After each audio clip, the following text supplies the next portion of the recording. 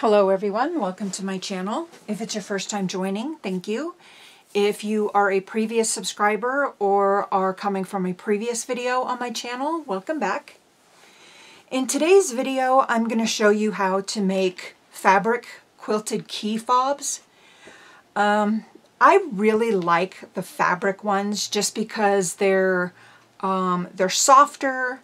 I know that there are a lot of people that make the vinyl key fobs, and I just wanted something a little bit softer and a perfect way to use up small pieces of material. I first want to start off by saying that I purchased the fabrics that I'm using today. I purchased it from a site called Temu. And if you're familiar with Temu, you'll know that there are a lot of people doing the hauls on Temu. And I thought I'd give it a whirl. And there's some hit and misses. And I did do a haul of the items that I bought, but they're not really, the whole video isn't really about sewing. So because I bought purses, I bought some jewelry, and I kind of want to keep the channel as a sewing and creativity kind of channel. So I may save it later and post it if people are interested in that. But what I did is I got some hardware. Not this particular hardware, but I purchased some, let me show you here. I purchased some lanyard clips, and I purchased the fabric, and then I got some needles as well. And I just kind of wanted to see their quality. So these are the clips that I purchased from Temu. And these are for the 3/4 inch lanyards. And then I purchased these fabric pieces also. This was a little 7-piece. The pink was a 7-piece 10 by 10 pack. And I paid like $1.68 for it or something like that. And I just really wanted to see their quality of their fabric. And this is where I say that it's hit and miss. This particular pink fabric is really super thin. When you hold it up to the light, you can see through it. And it's okay for projects where you're going to use it like as a bag lining. If you're sewing like makeup bags and you want to line it, it's a thin enough fabric where you're not going to add a lot of bulk. So it would be okay in that circumstance. Then I purchased this purple fabrics, and these are really nice and thick. It's a very nice thick quality fabric. You can tell that you cannot see through this fabric. It's really nice. These, I believe, were $1.78. I have it in the previous video, and I think I might have actually forgot to put the fabric in that video. It's in the video, but I didn't put the prices. So I can put that maybe in a comment or add it. So these are really nice. I really like these. And it's a really pretty kind of like an oriental theme with the swan or the crane. So there's this one. And there's this one with the cranes also. And you can see the gold. Every fabric has some of the gold shimmer on it, which is really pretty. And so, I mean, there's hit and miss on the fabrics. So what I did for the pink fabrics, since I am going to go ahead and use some of them, or maybe even all of them, this one's like really intense neon pink. So what I did out of this pack, what I did is I went ahead and I took some fabric stabilizer and I ironed it to the back of it. And it's let me show you the fabric stabilizer I used. This is what I used, and let's see, where is it? There it is. It's just a really thin stabilizer, like a shirting, I think it's called. I'm not exactly sure what it is actually called, but it's really inexpensive. But what it'll do is it'll kind of add a little bit of bulk to a thinner fabric and just give it a little bit more, hence the name, stability. So I did that, and it seems to have given the fabric, you can see the drape is a little bit better. So this is without and this is with. So that's what I went ahead and did with 4 pieces. So this one, a polka dot piece, and another floral piece. And I went ahead and cut a couple pieces just to kind of save a little bit of time. And I also cut my batting. You're going to use 1-inch strips of batting, and I went ahead and cut 4 of those.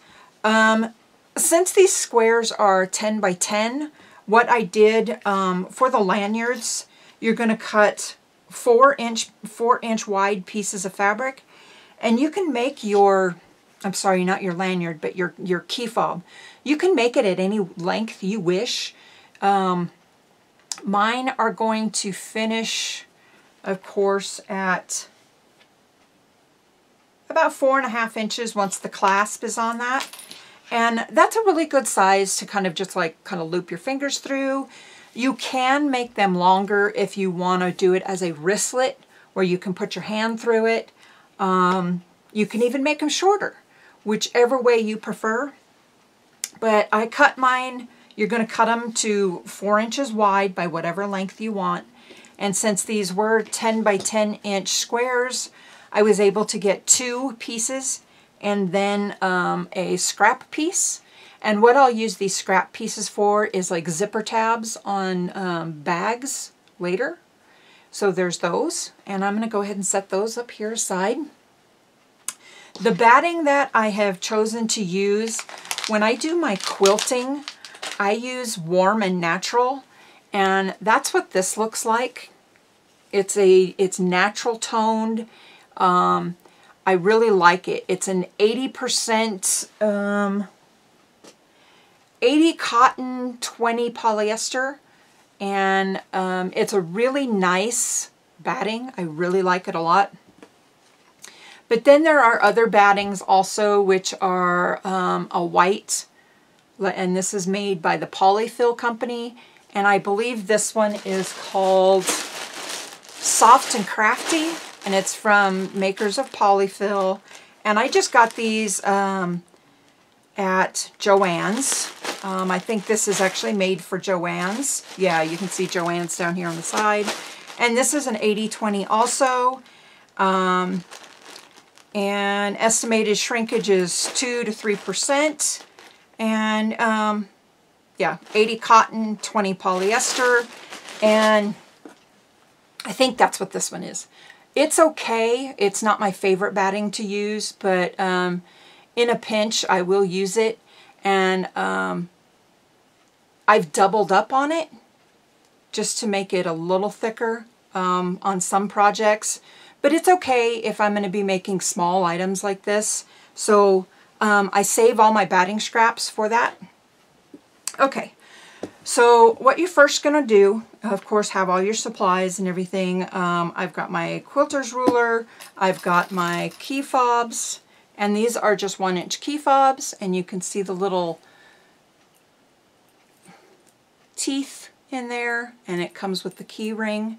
And I purchased these on Amazon, and I have these in a haul. I believe I talked about them in the haul before. I have my key fob pliers, and there's some like plastic coating on them so they don't scratch your hardware. Okay, so the first thing you're going to do after you prep your fabric if you need to and cut your fabric, you're going to fold it in half. And you're going to press it.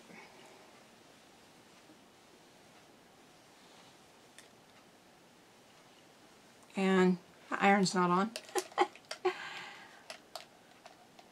Okay, so you're going to press it, and you can see your press lines, and then you're going to open it back up. Let's get this up here a little. Let's move this aside. And it's still a cloudy day here, and I'm trying to get my lighting a little bit better.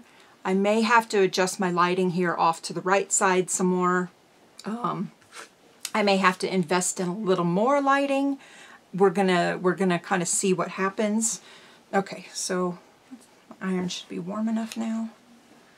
So you're going to press in half, open it back up, and you're going to take and fold to the inside, and you're going to press again.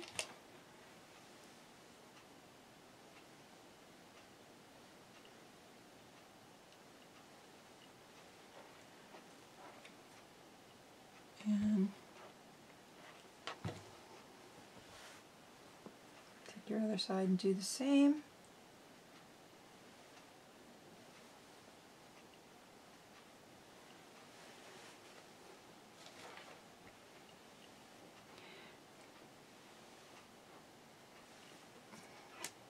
And I am getting a little bit of like lint on my fabric here.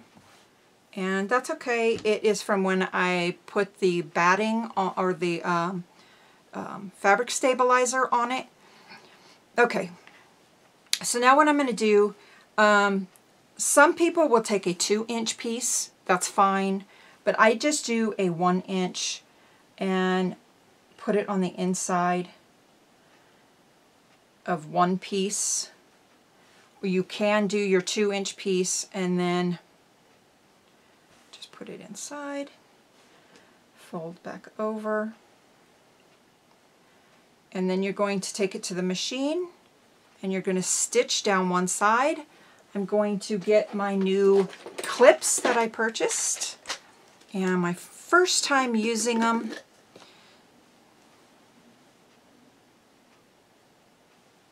And you're just going to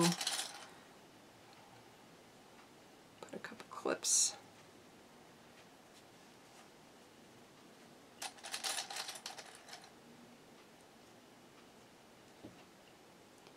Make sure you got your sides together really nicely.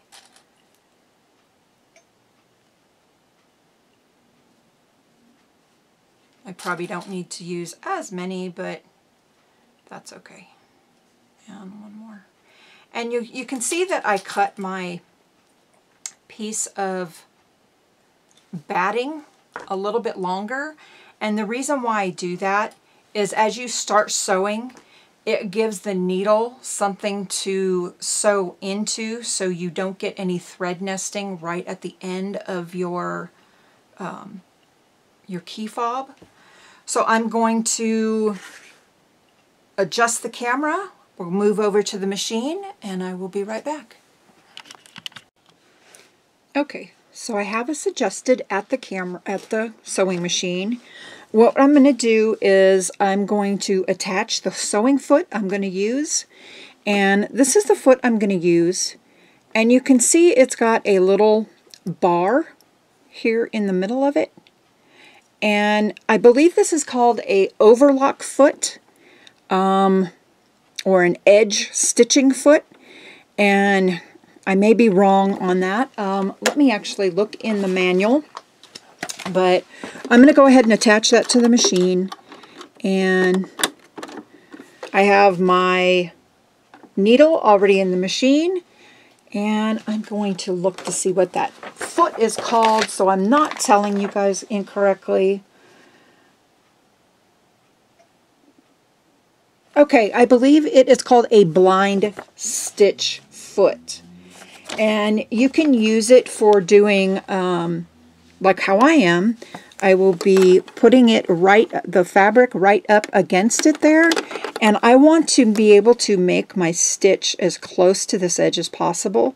So I'm going to set my needle to the left of that. And I need to find just the exact stitch that is going to let me do that. And let's see. Okay, so I'm going to be using my 1-02 stitch in my machine, and I'm going to tell you what that one is called. Gotta find my stitches.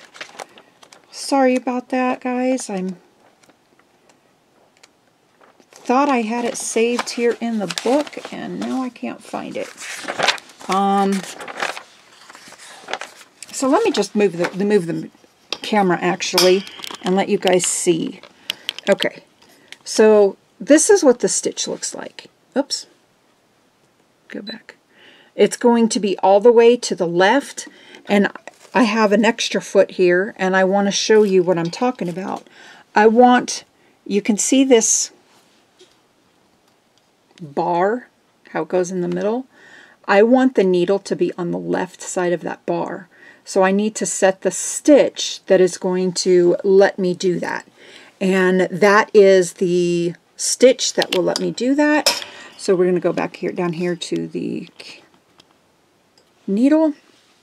Okay, so I am going to take that first one out, and I'm going to start, whoops, I don't know if you guys noticed my little thing here. I do not have any thread on the machine. It's not threaded. So let's go ahead and get that threaded. I have to unthread my machine every time after I use it because of Luna. She will get in there and she will try to play with the thread. So I need to make sure that I always unthread my machine when I'm done using it.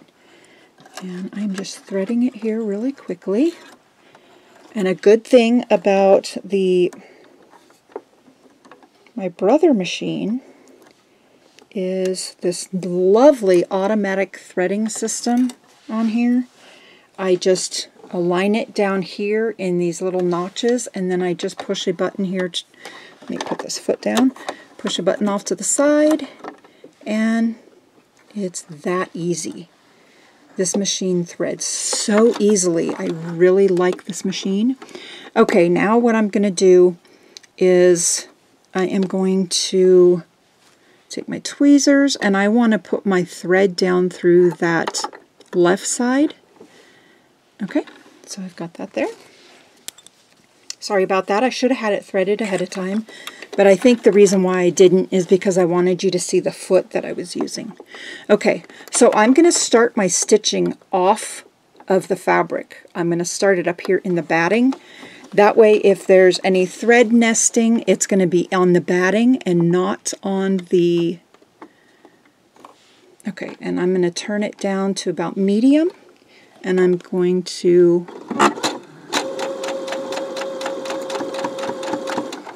And as I go along, I'm just going to remove my clips.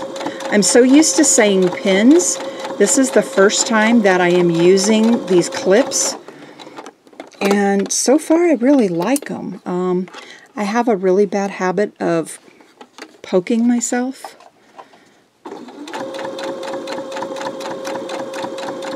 And I'm sure a lot of sewers that happens as well. I have to adjust this just a little bit. And you can see I'm going relatively slow, and that is so I make sure I get the edges just right on there.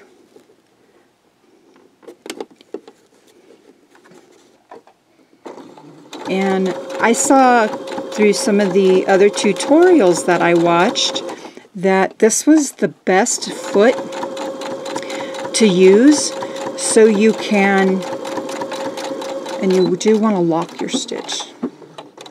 Okay, cut my thread. Okay, and you can see how nicely right along the edge, and it's on the edge on both sides. And what that does is that this foot lets you get right there along that edge to make a really nice clean look. Okay, so I'm going to do the next side as well.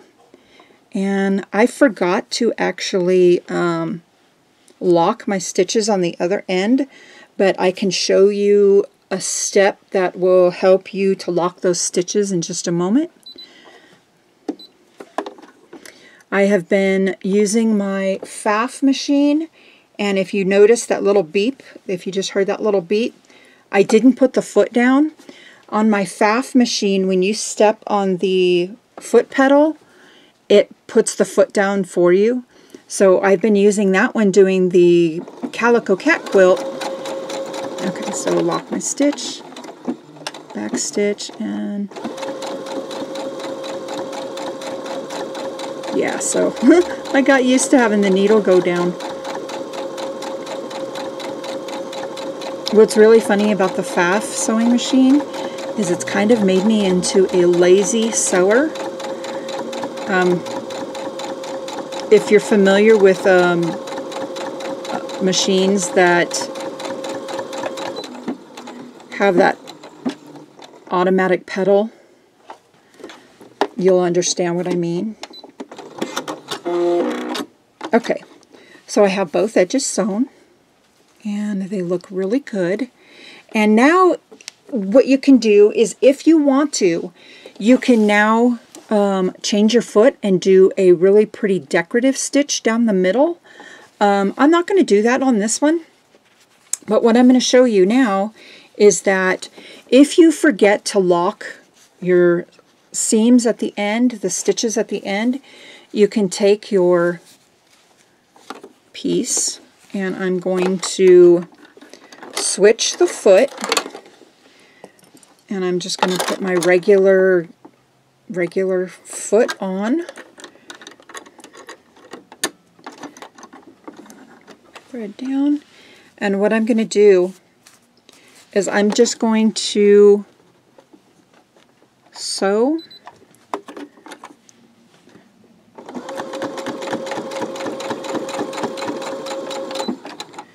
and then I'm going to pick it back up. Oops. And that kind of locked those stitches in place, like so. And you can do it a couple times across. And again, I did not lock the stitches on there, but that straight seam is going to let you kind of lock off those stitches at the end. I'm going to trim those little pieces of thread there. Looking a little sloppy. Okay. Go back over those, and I got to remember to put my foot down myself, put my needle down, and I'm going to start sewing a little back stitch. Okay, and okay. Okay, so that is it. That is your sewing portion of your key fob. I'm going to readjust the camera, and we're going to go back to show you how to do the hardware. I will be right back. Okay, so we are back at the overhead view. So what you can do if you want, you can either press it a little if you wish. You don't have to. It just kind of gives it a little bit of a finishing look. Now what you're going to do is you are going to trim off the edge, and I'm getting a smaller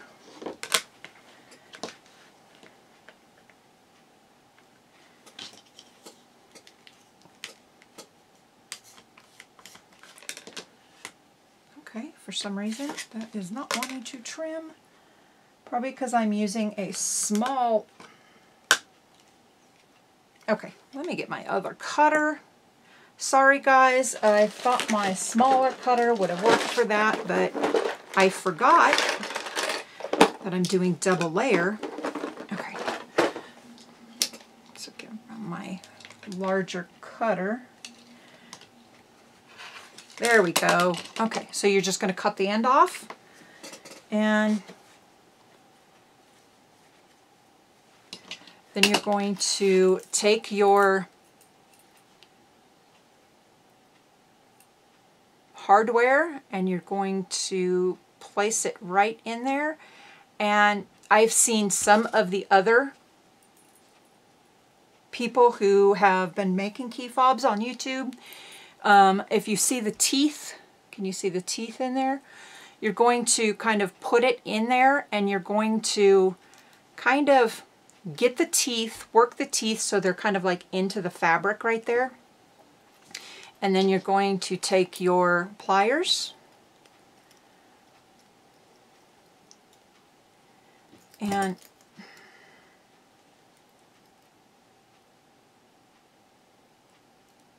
definitely kind of have to figure out which way to hold them best. And you're going to get it in there. It's not easy to get it in there, I am learning.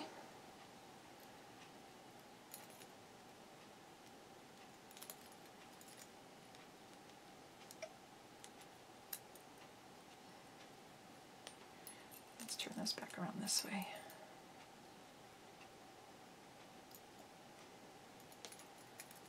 Darn it. Okay. So you want to stick it down into the pliers. I think to put it into the pliers first, like so, is probably going to be the best bet. Just enough. Am I doing it this way? I'm not sure how to get it in there.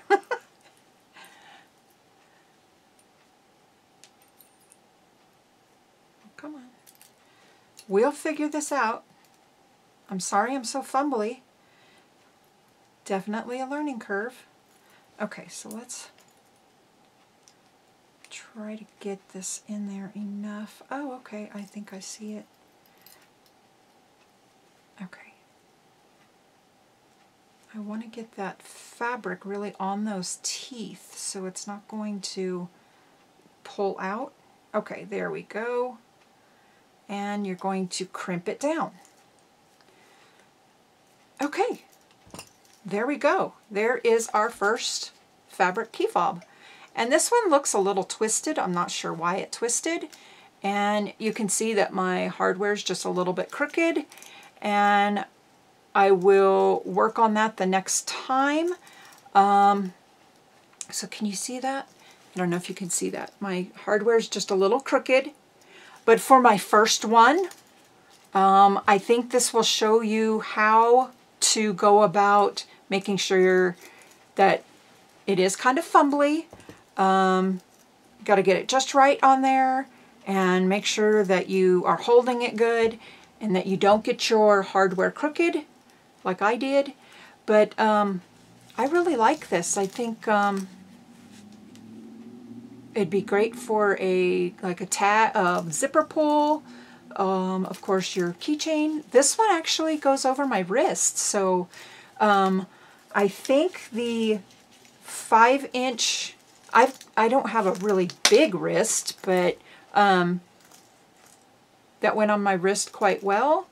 So this was a 5-inch, and so that is how you make a key fob. If you guys have any questions, please comment down below, ask down below. If you have any little hints to kind of get that straight on there, I don't think I did too bad for the first time, but I did learn a few things. I don't know why it twisted. I'm not sure. I don't know if it makes really that much of a big deal. But definitely make sure you get your hardware on straight. And the next one, I think I will do a lot better. So if you haven't subscribed, please subscribe. Give the video a thumbs up.